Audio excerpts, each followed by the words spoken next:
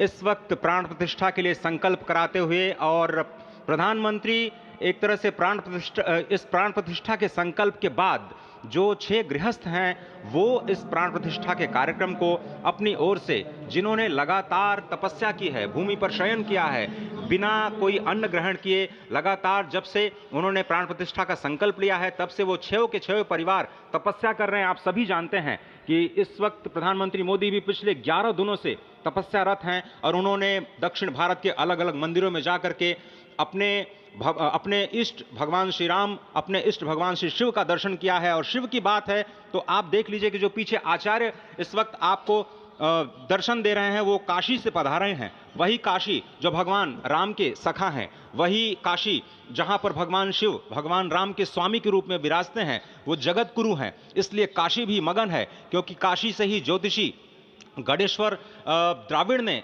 इस पवित्र मुहूर्त को निकाला है, जिन्होंने जो भूमि पूजन का भी जो ज्योतिषाचार्य का महत्व बताते हुए दिखाया था। और इस वक्त आप देखिए कि गर्भगृह में बहुत ही विशिष्ट मेहमान प्रधानमंत्री के साथ इस वक्त आरएसएस के प्रमुख मोहन भागवत जी भी पधार चुके हैं। इस प्राण प्रतिष्ठा समारोह में अनंत अनंत कोटि आत्माओं की भावनाओं को अपने हाथों में लिए करबद्ध प्रार्थना भगवान श्री राम से, भगवान श्री शिव की धरती से पधारे आचार्यों की उपस्थिति में बहुत ही दिव्य क्षण। वर्तमान में कहा जाए तो भगवान शिव सबसे अत्यधिक प्रसन्न, क्योंकि स्वामी, सखा और मित्र ये तीनों ही संबंध भगवान शिव का भगवान श्री राम से। आधे अद्भुत क्षण आपके समक्ष। प्राण प्रतिष्ठा का समय अद्भुत क्षण, युगांतकारी क्षण, इतिहास में स्वर्णाक्षरों में दर्ज होने वाला क्षण। उसके बाद कहा जा सकता है अरुण गान पर महाप्रगति का अब यह मंगल गान उठा है।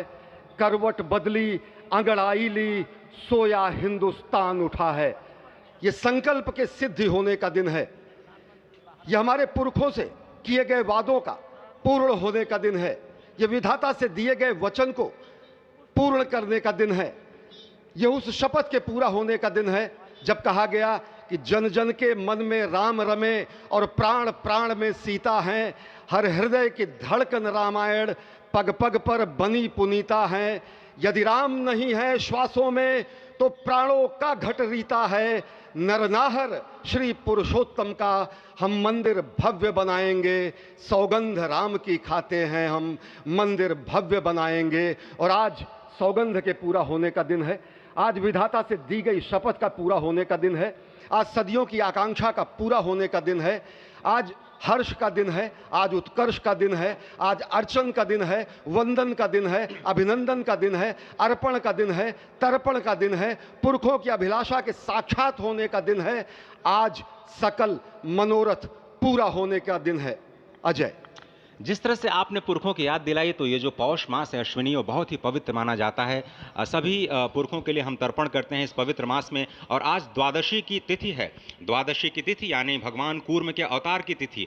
वही भगवान कूर्म जिन्होंने सृष्टि के प्रारंभ में समुद्र मंथन के लिए आधार दिया उस मंदराचल पर्वत को, जहाँ से मथने के बाद अनेक रत्न पैदा हुए, जो आज भी सृष्टि की, प्रकृति की, इस ब्रह्मांड की सेवा में लगे हुए हैं। माँ लक्ष्मी का प्रादुर्भाव, राजा राम पतित पावन सीताराम। और आज भगवान राघव के रूप में पधारने वाले हैं। वो न रघुपति हैं, वो न राजा राम हैं, न सीतापति हैं। आज सिर्फ और सिर्फ कौशल्या के राघव हैं। और बहुत प्रतीक्षित क्षण, जब प्राण प्रतिष्ठा के बाद भगवान श्री राम खड़े होकर के कृष्ण स्वरूप में, कृष्ण वर्ण के रूप में आज भगवान श्री राम अपने 5 वर्ष के उस अद्भुत छवि का दर्शन देंगे। और साथ ही साथ पुरानी जो विग्रह है उसके समक्ष जो संपूर्ण जो मानवता है उस वक्त नतमस्तक होगी। आप देख रहे हैं गर्भगृह, पवित्र गर्भगृह जिसका निर्माण संपन्न हो चुका है, शिखर का निर्माण संपन्न हो चुका है। और ये अद्भुत क्षण जब प्रधानमंत्री इस वक्त श्री राम लला के सामने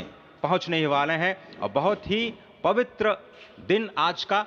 और द्वादशी का दिन, कल तो पूरी अयोध्या ने एकादशी की, लेकिन 11 दिनों से अपने व्रत के जरिए एक तपस्वी की भांति प्रधानमंत्री मोदी ठीक उसी तरह से जैसे भगवान श्री राम ने राज्याभिषेक से पहले भूमि पर शयन किया, भगवान श्री राम ने राज्याभिषेक से पहले जैसे अन्न जल का त्याग किया, महर्षि वशिष्ठ के कहने पर उन्होंने सारी